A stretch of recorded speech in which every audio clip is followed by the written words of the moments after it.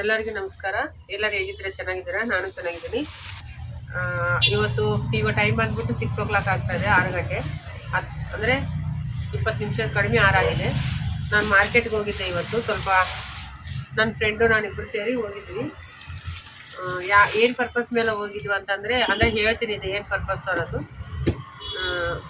ಮಾರ್ಕೆಟಲ್ಲಿ ಏನಕ್ಕೆ ಹೋಗಿದ್ವಿ ಅಂತಂದರೆ ಲೆಹೆಂಗಾ ಬ್ಲೌಸಸ್ಸು ಮಾಡಿಸೋಣ ಹೋಲ್ಸೇಲ್ ಆಗಿ. ಯಾಕಂದರೆ ನಮಗೆ ಟೈಲರ್ಸ್ಗೆ ಕಸ್ಟಮರ್ ಆರ್ಡರ್ ತೊಗೊಂಡು ಮಾಡಿಸೋದು ಜಾಸ್ತಿ ಆಗ್ತಾಯಿದೆ ಕೆಲಸ. ಸೊ ಈಗ ಸಂಕ್ರಾಂತಿ ಹಬ್ಬ ಅವೆಲ್ಲ ಬರ್ತಾ ಇದ್ವಲ್ಲ, ನೆಕ್ಸ್ಟ್ ಇಯರ್ಗೆ ಆಲೋಚನೆ. ಇವಾಗಿನಲ್ಲ, ಯಾವುದೇ ಬಿಸ್ನೆಸ್ ಆಗಲಿ ಮುಂದಿಂದೇ ಆಲೋಚನೆ ಮಾಡ್ಕೋಬೇಕಾಗುತ್ತೆ. ಯಾಕಂದರೆ ಒಂದು 6 ಮಂತು ಬಿಫೋರೇ ನಾವು ಪ್ಲ್ಯಾನ್ ಮಾಡಬೇಕಾಗುತ್ತೆ.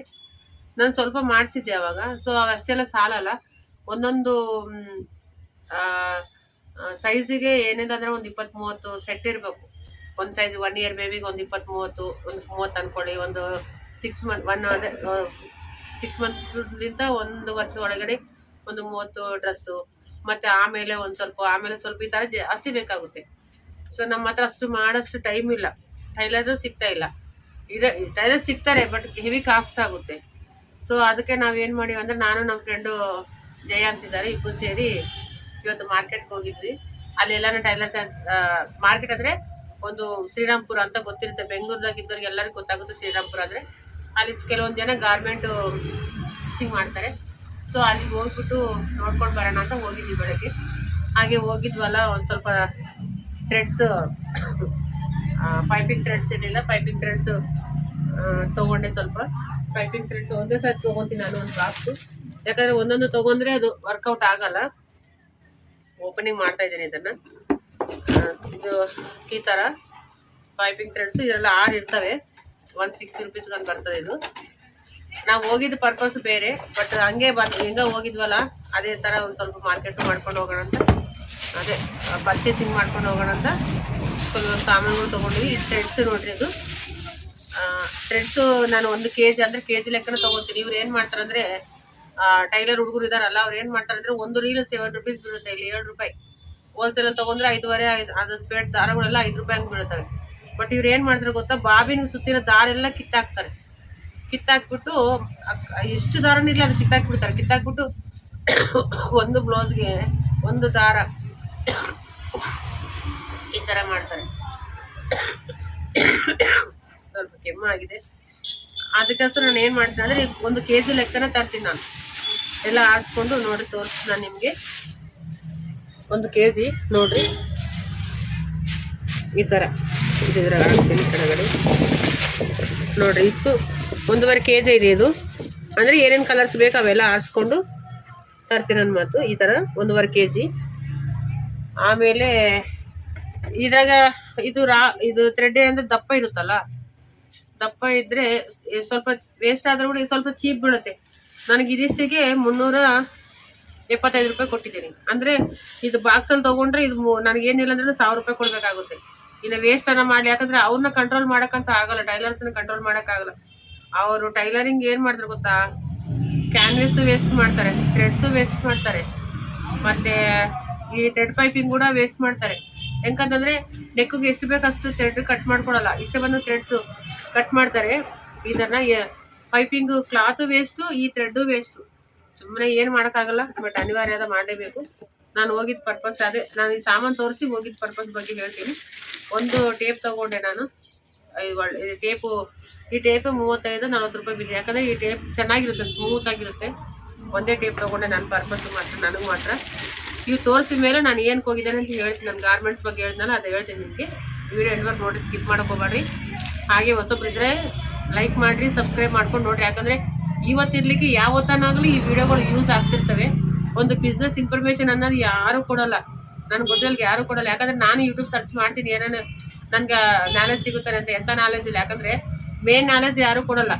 ಯಾರೋ ಒಂದು 100 ಜನದಾಗ 1-2-3 ಸಿಗ್ತಾರೆ ಹೊರತು ನ್ಯಾಯವಾಗಿ ಕರೆಕ್ಟಾಗಿ ವ್ಯೂಸ್ ಸಲಾಗ ಇಲ್ದೊಂದು ಹೇಳೋರು ಇದ್ದಾರೆ. ಬಟ್ ಕರೆಕ್ಟ್ ಜೆನ್ಯೂನಾಗಿ ಹೇಳೋ ಪರ್ಸನ್ಸ್ ಸ್ವಲ್ಪ ಕಡಿಮೆ ಇದ್ದಾರೆ. ಸೊ ನಾನು ಹೇಳ್ತಾ ಇರೋದು ಎಲ್ಲರ ಬಗ್ಗೆ ಎಲ್ಲ, ಕೆಲವೊಂದು ಜನ ಇದ್ದಾರೆ. ಅದ್ರ ಬಗ್ಗೆ ಹೇಳ್ತೀನಿ, ಎಂಡ್ವರೆಗೆ ನೋಡಿರಿ. ಈ ಥ್ರೆಡ್ಸ್ ತೊಗೊಂಡೆ, ಓವರ್ಲಾಕ್ ಥ್ರೆಡ್ಸು 1 ಸೆಟ್ ಪ್ಯಾಕೆಟು. ಸ್ವಲ್ಪ ನಮಗೆ ರೀಸನಬಲ್ ಆಗಿ ಸಿಗುತ್ತೆ. ಮತ್ತು ಕಡಿಮೆ ರೇಟಲ್ಲಿ ಬರುತ್ತೆ, ವರ್ಕೌಟ್ ಆಗುತ್ತೆ ಅಂತ ಈ ಥರ ಕಪ್ಸು ತುಂಬ ಚೆನ್ನಾಗಿದ್ದಾವೆ. ಇವು ಕ್ವಾಲಿಟಿ ಕಪ್ಸು. ಈ ಒಂದು ಎಲ್ಲ ಸೈಜ್ಗೆ ಒಂದು ಅರ್ಧ ಡಜನ್ ತುಂಬ ಅದೇ 6 ಅಂತ ಸೆಟ್ ಮಾಡಿ 30 ಸೈಜ್ ನೋಡ್ರಿ, ಅಷ್ಟು ಚಿಕ್ಕದಿದೆ. ಇದನ್ನು ಬರ್ತಾರೆ. ಸೊ ಇರ್ಲಿ ಅಂತ ತೊಗೊಂಡಿದ್ದೀನಿ. ಈ ಥರ ಎಲ್ಲ ಕಪ್ಸು ತೊಗೊಂಡಿದ್ದೀನಿ. ಕಪ್ಸು ಮತ್ತು ಆಮೇಲೆ ಮಾರ್ಕಿಂಗ್ ಬಾಕ್ಸೇ ತೊಗೊಂಡೆ. ಯಾಕಂದರೆ ಇವು ಪಾಂಡಾ ಕಂಪನಿ ಕೂಡ ಯೂಸ್ ಮಾಡ್ತೀನಿ ನಾನು, ಬಟ್ ಇದನ್ನು ಯೂಸ್ ಮಾಡ್ತೀನಿ. ಯಾಕಂದರೆ ಇವು ಸ್ವಲ್ಪ ಪಾಂಡಾ ವೈಟ್ ಇದ್ದಲ್ಲಿ ನಮ್ಗೆ ಗೊತ್ತಾಗಲ್ಲ. ವೈಟ್ ಡ್ರೆಸ್ಸಸ್ ಅವು ಅಂದರೆ ಪಾಂಡಾ ಕಂಪನಿ ಅಂದರೆ ಅದು ಎದರಿಂದ ಮಾಡ್ತಾರೆ, ಮೊಹಬ್ಬತ್ ಇರುತ್ತಲ್ಲ, ಕ್ಯಾಂಡಿಲ್, ಅದರಿಂದ ರೆಡಿ ಆಗುತ್ತೆ. ಸೊ ಅದು ನಮಗೆ ವೈಟ್ ಬಟ್ಟೆ ಎಲ್ಲ ಅದರಲ್ಲಿ ಗೊತ್ತಾಗಲ್ಲ. ಅದಕ್ಕೆ ಸ್ವಲ್ಪ ಇವನು ಇರಬೇಕು. ಮತ್ತು ಇದೇನಂದರೆ ನಾನು ಕಟಿಂಗ್ ಮಾಡಬೇಕಾದ್ರೆ ಟೈಲರ್ಸಿಗೆ ಪಾಂಡಾ ಕಂಪನಿ ಅಂತ ಮಾರ್ಕಿಂಗ್ ಹಾಕಿ ಬರೆದು ಕೊಟ್ಟರೆ ಅದು ಐರನ್ ಮಾಡಿದ ತಕ್ಷಣ ಹೋಗಿಬಿಡುತ್ತೆ ಆ ಕಂಪನಿ ಮಾರ್ಕರ್. ಅದು ವೈಟ್ ನೀವು ನೋಡಿರ್ಬೇಕು ಮೋಸ್ಟ್ಲಿ. ಗೊತ್ತಿಲ್ಲ ಕೆಲವೊಂದು ಜನ ಗೊತ್ತಿಲ್ಲ ಪಾಂಡಾ ಕಂಪನಿ ಅಂದರೆ. ಮಾರ್ಕಿಂಗ್ ಚಾಕ್ ಅದನ್ನು ತೋರಿಸ್ತೀನಿ ನಿಮಗೆ. ಭಾಳ ಜನ ಗೊತ್ತಿರಲ್ಲ. ಈ ಥರ ವೈಟ್ ಇರ್ತವೆ ಅವು. ಇದೇನು ಅಂದರೆ ಐರನ್ ಮಾಡಿದ ತಕ್ಷಣ ಹೊರಟೋಗುತ್ತೆ. ಇದು ಆ ಥರ ಅಲ್ಲ. ಇದೆಲ್ಲನೂ ಒಂದೇ ಸರ್ತಿ ತೊಗೊಂಡ್ರೆ ಇದು 150 ರೂಪಾಯಿನೂ ಬಿದ್ದಿದೆ. ಇದು ಒಂದೊಂದು ತೊಗೊಂಡ್ರೆ ಇಲ್ಲಿ 5 ರೂಪಾಯಿಗೆ ಒಂದೊಂದು ಕೊಡ್ತಾ ಇದ್ದಾರೆ. ಅದು ಒಂದಿನ ಕೂಡ ಇರಲ್ಲ ನನಗೆ. ಯಾಕಂದರೆ ಕಡೆಗೆ ಬಿಡೋಣ ಮುರಿದೋಗ್ತವೆ. ಮುರಿದೋಗಿನ ಪೀಸ್ ಹಾಕೊಳ್ಳೋದು ಈ ಕಡೆ ಹಾಕ್ಬಿಡ್ತೀವಿ, ವೇಸ್ಟ್ ಆಗಿಬಿಡ್ತವೆ. ಸುಮ್ಮನೆ ಈ ಥರ ಒಂದು ಪ್ಯಾಕೆಟ್ ತಂದ್ಕಂದ್ರೆ ಒಂದು 5-6 ತಿಂಗಳು ಆರಾಮಾಗಿ 150 ರೂಪಾಯಿ ತಾನೇ, ಏನು ತೊಂದರೆ ಇದರಲ್ಲಿ ಆಗುತ್ತೆ. ಅದಕ್ಕಾಗಿ ಒಂದು ಪ್ಯಾಕೆಟ್ ತೊಗೊಂಡ್ಬಿಟ್ಟೆ. ಇದನ್ನು ಯಾವಾಗಲೂ ಒಂದೊಂದು ಪ್ಯಾಕೆಟ್ ತೊಗೊತೀನಿ ನಾನು. ಆದರೆ ಇದರಲ್ಲಿ ಕೂಡ ಒಳ್ಳೆ ಕಂಪನಿ ತೊಗೋಬೇಕು. ಇವೇನಂತಂದರೆ ಚಳಿಗಾಲದಲ್ಲಿ ಹಿಂಗೆ ಮಾರ್ಕ್ ಹಾಕ್ತೀವಲ್ಲ, ಈ ಬೆರಳೆಲ್ಲ ಒಂಥರ ರಫ್ ಆಗಿಬಿಡ್ತವೆ. ಸ್ವಲ್ಪ ಆರ್ಡಿನರಿ ಕಂಪ್ನಿ ತೊಗೊಂಡ್ರೆ ಅದು ಸ್ವಲ್ಪ ನೋಡೇ ತೊಗೋಬೇಕು, ಒಳ್ಳೆ ಕಂಪ್ನಿ ತೊಗೋಬೇಕು. ನಾನಾದರೆ ಎಲ್ಲ ಕ್ವಾಲಿಟಿ ನೋಡೇ ತೊಗೊತೀನಿ. ಅದು ಆರ್ಡಿನರಿ ಕಂಪ್ನಿ ತೊಗೊಳಕ್ಕೆ ಹೋಗಲ್ಲ. ನೀವು ನೋಡಿರ್ಬೇಕು, ಕೆಲವೊಂದು ಇರ್ತವೆ ಮಾರ್ಕಿಂಗ್ ಚಾಕ್ಗಳು. ನೋಡ್ರಿ ಇದರಲ್ಲಿ ಯಾವ ಕಲರ್ ಇದೋ ಗೊತ್ತಿಲ್ಲ. ನಾನಾದರೆ ಫುಲ್ ಪ್ಯಾಕೆ ತೊಗೊಂಡು ಮಲ್ಟಿ ಕಲರ್ಸೇ ಬಂದಿದ್ದಾವೆ ನೋಡ್ರಿ. ಚೆನ್ನಾಗಿರ್ತವೆ ಈ ಕಂಪನಿ. ನಂಬರ್ 1 ಅಂತ, ನಂಬರ್ 1 ಇಂಡಿಯಾ ಅಂತ ಬರ್ತಿದ್ದಾರೆ. ಓಕೆ, ಈ ಥರ ಚೆನ್ನಾಗಿರ್ತವೆ ಇವು marking charts. Full box open ಮಾಡಿದ್ದೀನಿ. ಈಗೊಂದು ತೊಗೊಂಡಿದ್ದೀನಿ. ಆಮೇಲೆ ಇನ್ನೇನು ತಂದಿದ್ದೀನಿ, ಉಕ್ಸು ಹಾಕ್ತಾರಲ್ಲ, ಸಿಂಗಲ್ ಉಕ್ಸ್ ಇರುತ್ತಲ್ಲ, ಬ್ಯಾಕ್ ಸೈಡ್ ಸಿಂಗಲ್ ಉಕ್ಸ್ಗೆ ರೆಡಿಮೇಡ್ ಆ ಪ್ಯಾಕೆಟ್ ಒಂದು ಪ್ಯಾಕೆಟ್ ತೊಗೊಂಡು ಓಪನ್ ಮಾಡಲ್ಲ. ಯಾಕಂದರೆ ಸ್ವಲ್ಪ ಇರೋದು ಒಂದೇ ಪ್ಯಾಕೆಟ್ ಸಿಕ್ಕಿರೋದು ನನಗೆ ಅಲ್ಲಿ ಇರಲಿಲ್ಲ ಅವ್ರ ಹತ್ರ. ಮತ್ತು ಅದನ್ನು ಹೋದರೆ ಎಲ್ಲ ಬಿದ್ದೋಗ್ತವೆ ಪೀಸ್ ಆಗಿ. ಆಮೇಲೆ ಇದು ಎಲಾಸ್ಟಿಕ್, ಪೈಜಾಮ್ಗಳಿಗೆ ಎಲಾಸ್ಟಿಕ್ ಹಾಕ್ತಾರಲ್ಲ, ಎಲಾಸ್ಟಿಕ್ ಸ್ವಲ್ಪ ಪರ್ಚೇಸಿಂಗ್ ಆಗಿದೆ ಇವತ್ತು, ಜಾಸ್ತಿ ಆಗಿಲ್ಲ. ಲೈನಿಂಗ್ಗಳಿಗೆ ಹೋದರೆ ಸ್ವಲ್ಪ ಲೈನಿಂಗ್ ಆಗ್ತಿತ್ತು, ಬಟ್ ಎಲ್ಲ ಕಪ್ಸೇ ಇದೆ. ಎಲ್ಲ ಕಪ್ಸೇ ಇಲ್ಲ. ಈ ಬ್ಯಾಗ್ ತುಂಬ ಕಪ್ಸ್ಗಳಿದ್ದಾವೆ. ಸೊ ಇಷ್ಟ ಆಯಿತು ಪರ್ಚೇಸಿಂಗು. ಇನ್ನು ಹೋಗಿದ್ದು ಬಗ್ಗೆ ಹೇಳ್ತೀನಿ ನಾನು.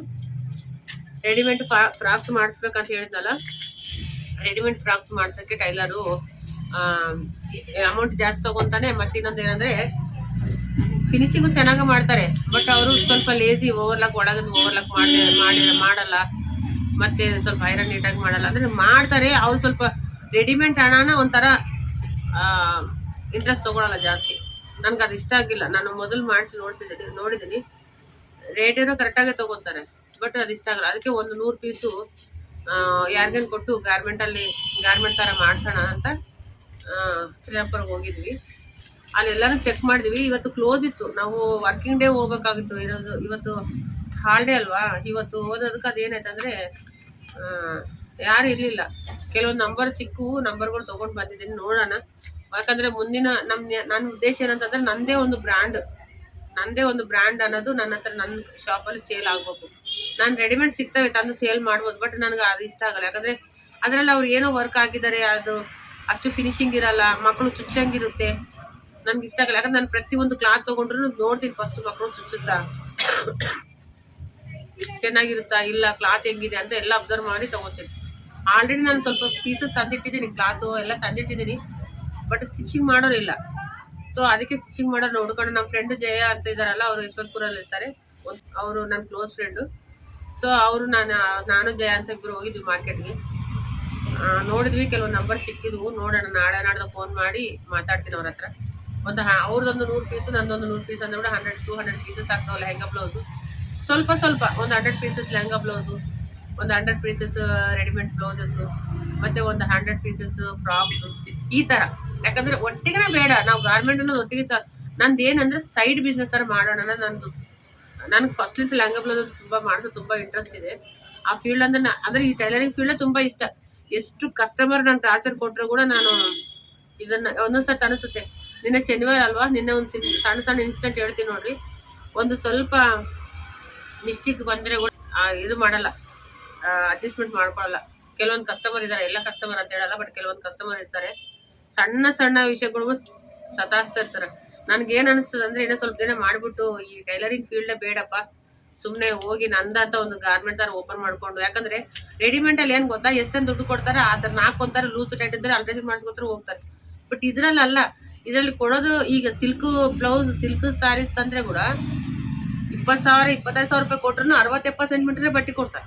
ಅದರಲ್ಲಿ 15-15ವರೆಗೆ ಉದ್ದ ಇಡಬೇಕು, ಮತ್ತು ಸ್ಲೀವ್ಸ್ ಇಲ್ಲಿಗಿರಬೇಕು, ಮತ್ತು ಡೋರಿ ಹಾಕ್ಬೇಕು. ಎಲ್ಲಿಂದ ಬರುತ್ತೆ ಬಟ್ಟೆ ನಾವು ಸೃಷ್ಟಿ ಮಾಡೋಕ್ಕಾಗುತ್ತಾ? ಮತ್ತು ಅದೇ ಮ್ಯಾಚಿಂಗೇ ಬೇಕು.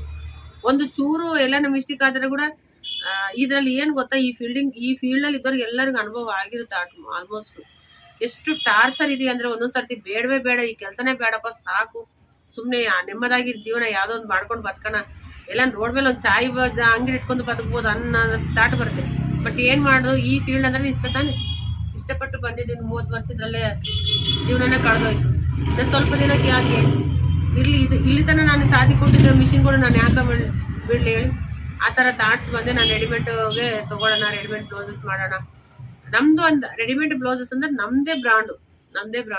ಇವು ನಾನು ಸಿರಿ ಬೋಟಿಕ್ ಅಲ್ವಾ, ಸಿರಿ ಅಲ್ಲ ಹೆಂಗ ಬ್ಲೌಸಸ್, ಸಿರಿ ರೆಡಿಮೇಡ್ ಬ್ಲೌಸಸ್, ಈ ಥರ ಟೋಟಲ್ ನನ್ನದೇ ಒಂದು ಬ್ರ್ಯಾಂಡ್ ಇರಬೇಕು, ನನ್ನದೇ ಸೇಲ್ ಮಾಡ್ಕೋಬೇಕು. ಈಗ ನೋಡ್ರಿ, ವಯಸ್ಸು ಬರ್ತಾ ಇದೆ, ಯಾರದು ಕಾಲನ ಯಾರು ಹಿಡಿಯೋಕ್ಕಾಗಲ್ಲ, ಕಾಲಚಕ್ರ ತಿರುಗುತ್ತಾನೆ ಇದೆ. ಇನ್ನೂ ಸ್ವಲ್ಪ ದಿನ ಆದಮೇಲೆ ನಾವು ಗೌರ್ಮೆಂಟ್ ಎಂಪ್ಲಾಯೀಸ್ ಅಲ್ಲ, ರಿಟೈರ್ಮೆಂಟ್ ತೊಗೊಂಡ್ಮೇಲೆ ಪಿಂಚನ್ ಬರ್ತದೋ ಅನ್ನೋದು ಏನಿಲ್ಲ. ಸೊ ನಾವು ಯಾವತ್ತು ಕೆಲಸ ಮಾಡ್ತೀವಿ ಆವತ್ತೇ ನಮಗೆ ದುಡ್ಡು ಬರೋದು, ಇಲ್ಲಾಂದರೆ ಇಲ್ಲ. ಸೊ ಇಂಥ ಪರಿಸ್ಥಿತಿನಲ್ಲಿ ನಾವು ಏನು ಮಾಡಬೇಕು? ಯಾವಾಗಲೂ ಇದೇ ಕಷ್ಟ ಮಾಡೋಕ್ಕಾಗುತ್ತಾ? ಇಲ್ಲ. ಯಾಕಂದರೆ ಇವು 1 ಮೀಟ್ರು 1.5 ಮೀಟ್ರ್ ಬಟ್ಟೆಯಲ್ಲಿ ಒಂದು ಬ್ಲೌಸು ಪರ್ಫೆಕ್ಟಾಗಿ ಮಾಡ್ತೀವಿ, ಅದೇನು ದೊಡ್ಡ ವಿಷಯ ಅಲ್ಲ. ಯಾಕಂದರೆ ಒಂದು ಸಾರಿ ಕೈ ಕುಂತ ಮೇಲೆ ಕರೆಕ್ಟಾಗಿ ಮಾಡ್ಬೋದು. ಬಟ್ ಯಾವಾಗಲೂ ಇದೇ ಪೇಷನ್ಸ್ ಇರಲ್ಲ. ಈ ಬರ್ತಾ ಏನಾಗುತ್ತಂದರೆ, ಇವಾಗ ಯಾರಾದರೂ ಹೊಸ್ದಾಗಿ ಈ ಫೀಲ್ಡಲ್ಲಿ ಬಂದಿರ್ತೀರೋ ಅವ್ರಿಗೆ ಏನು ಅನಿಸಲ್ಲ. ಯಾಕಂದರೆ ಅವ್ರಿಗೆ ಇನ್ನೂ ಅನುಭವ ಇಲ್ಲ. ಅನುಭವ ಆದಂಗೆ ಗೊತ್ತಾಗುತ್ತೆ. ಯಾಕಂದರೆ ಎಷ್ಟು ಕಷ್ಟ ಇದೆಯಲ್ಲಪ್ಪ ಈ ಫೀಲ್ಡು ಅನ್ನೋದು ಕಂಪಲ್ಸರಿ ಈಗ ಬಂದವರು ಹೊಸ್ದಾಗಿ ಎಲ್ಲರಿಗೆ ಫ್ಯೂಚರಲ್ಲಿ ಅನಿಸುತ್ತೆ.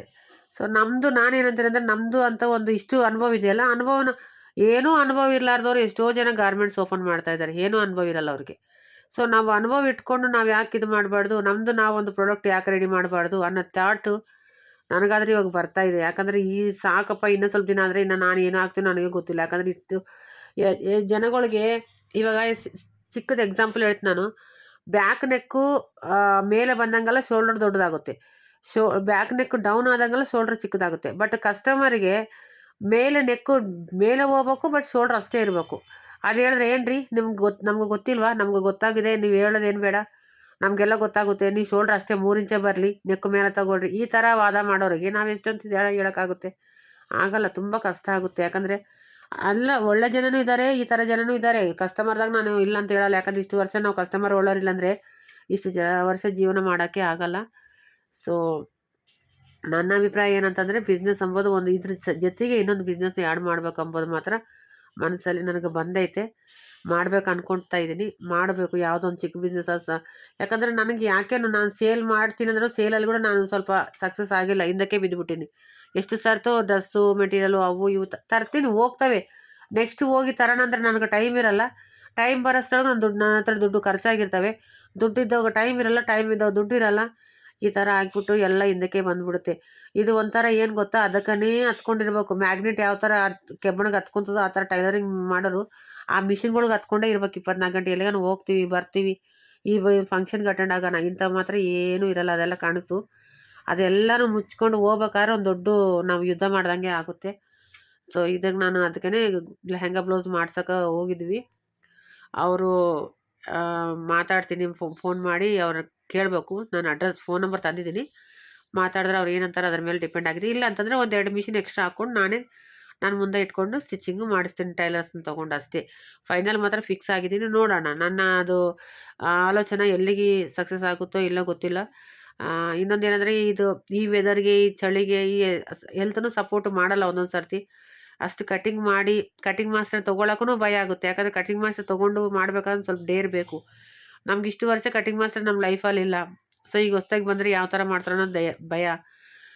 ನೋಡೋಣ ಲೈಫ್ ಎಲ್ಲಿಗೆ ಬರುತ್ತೋ ಎಲ್ಲಿಗೆ ಎಂಡ್ ಆಗುತ್ತೋ ಏನಿದೆ ಗೊತ್ತಿಲ್ಲ. ಬಟ್ ನಾನಂತೂ ಸೈಡ್ ಬಿಸ್ನೆಸ್ ಒಂದು ಆ್ಯಡ್ ಮಾಡ್ಬೇಕಂತಾನೆ ಅನ್ಕೊತಾ ಇದ್ದೀನಿ. ಲೆಹಂಗಾ ಬ್ಲೌಸ್ಗಳು ಏನೋ ನನಗೆ ತಿಳಿದಿದ್ದ ವ್ಯಾಪಾರ ಇನ್ನು ನನ್ನ ಜೊತೆಗೆ ಆ್ಯಡ್ ಮಾಡ್ಕೋಬೇಕು. ಯಾರಾದರೂ ಸೀನಿಯರ್ ಟೈಲರ್ಸ್ ಇದ್ದರೆ ಮಾತ್ರ ಕಂಪಲ್ಸರಿ ಏನೋ ಒಂದು ಆ್ಯಡ್ ಮಾಡ್ಕೊಳ್ಳಿ. ಯಾಕಂದರೆ ಲೈಫ್ ಲಾಂಗು ಇದನ್ನೇ ಡಿಪೆಂಡ್ ಆಗಿವಂದರೆ ಕಸ್ಟಮರ್ಗೆ. ಯಾಕಂದರೆ ಬರ್ತಾ ಬರ್ತಾ ಟ್ರೆಂಡ್ ಚೇಂಜ್ ಆಗ್ತದೆ. AI ಯೂಸ್ ಮಾಡಿಕೊಂಡು ನೆಕ್ಗಳನ್ನ ತೊಗೊಂಡು ಬರ್ತಾರೆ. ಅದರಲ್ಲಿ ನೆಕ್ ಪ್ಯಾಟರ್ನ್ಸ್ ತೊಗೊಂಬರ್ತಾರೆ. ತುಂಬ ಕಷ್ಟ ಆಗುತ್ತೆ. ಯಾಕಂದರೆ ಅಂಥವೆಲ್ಲ ನಮ್ಮ ಜನ್ರೇಷನಲ್ಲಿ ಕಲ್ತಿಲ್ಲ. ಈಗಿನ ಫ್ಯಾಷನ್ ಡಿಸೈನಿಂಗ್ನಲ್ಲೂ ಇಲ್ಲ. ಬಟ್ ಈಗ ಆ ಥರ ನೆಕ್ಸು ಬರ್ತಾಯಿದ್ದೇವೆ. ಒಂದೊಂದು ಥರ ಡಿಫ್ರೆಂಟ್ ನೆಕ್ಸ್ ಬರ್ತಾಯಿದ್ದೇವೆ. ಮಾಡ್ಬೋದು, ದೊಡ್ಡ ವಿಷಯ ಏನಲ್ಲ. ಬಟ್ ಅಷ್ಟು ರಿಸ್ಕ್ ತಗೊಂಡು ಮಾಡೋಷ್ಟು ಅಗತ್ಯ ಇಲ್ಲ ಅನ್ನಿಸುತ್ತೆ ನನಗೆ ಯಾಕೇನು. ಸೊ ಯಂಗ್ಸ್ಟರ್ಸ್ ಯಾರಿದ್ದಾರೋ ಅವ್ರು ಮಾಡ್ಕೊತಾರೆ. ಅವ್ರಿಗೆ ಈಗ ಹೊಸ್ದಾಗಿ ಈ ಫೀಲ್ಡಲ್ಲಿ ಇವಾಗ ಎಂಟ್ರೆನ್ಸ್ ಕೊಟ್ಟಿದ್ದಾರೆಲ್ಲ ಮಾಡ್ಕೊಳ್ಳಿ, ಪರವಾಗಿಲ್ಲ. ಬಟ್ ಸ್ವಲ್ಪ ಏಜ್ಡ್ ಪರ್ಸನ್ ಇದ್ದರೆ ಮಾತ್ರ 40+ ಇದ್ದರು 60+ ಇದ್ದರೆ ಈ ಫೀಲ್ಡಲ್ಲಿ ಇದ್ದರೆ ಮಾತ್ರ ಖಂಡಿತ ನೀವು ಬೇರೆ ಐಡಿಯಾ ಯಾವುದನ್ನು ಸೈಡ್ ಬಿಸ್ನೆಸ್ ಅದು ಮಾಡ್ಕೊಳ್ಳಿ. ಲೈಫು ಸ್ವಲ್ಪ ಚೇಂಜಸ್ ಮಾಡ್ಕೊಳ್ಳಿ. ಕೂತ್ಕೊಂಡು ಅಮೌಂಟ್ ತೊಗೊಂಡು ಸೇಲ್ ಮಾಡೋ ಸ್ಟೇಜಿಗೆ ಬಂದರೆ ಒಳ್ಳೇದಂತ ನನ್ನ ಅಭಿಪ್ರಾಯ. ಮತ್ತು ನಿಮ್ಗೆ ಏನು ಅನ್ನಿಸ್ತದೋ ನೋಡಿರಿ. ಮತ್ತು ನಾನು ಹೇಳಿದ್ದು ಕರೆಕ್ಟಾ ಇಲ್ಲ ಅಂತ ನೆಕ್ಸ್ಟ್ ವೀಡಿಯೋದಲ್ಲಿ ಹೇಳ್ರಿ. ಅದಕ್ಕೆ ಕಾಮೆಂಟ್ ಮಾಡಿರಿ, ಒಂದು ಲೈಕ್ ಕೊಡಿರಿ. ಯಾಕಂದರೆ ಲೈಕ್ ಕೊಟ್ಟರೆ ನನಗೆ ಇನ್ನೊಂದು ವೀಡಿಯೋ ಮಾಡ್ಬೇಕನ್ನೋ ಉಲ್ಲಾಸ ಬರುತ್ತೆ. ಅಲ್ಲಿವರೆಗೆ ಮತ್ತೆ ನೆಕ್ಸ್ಟ್ ವೀಡಿಯೋದಲ್ಲಿ ಮತ್ತೆ ಮೀಟ್ ಆಗೋಣ. ಅಲ್ಲಿವರೆಗೂ ನಮಸ್ತೆ.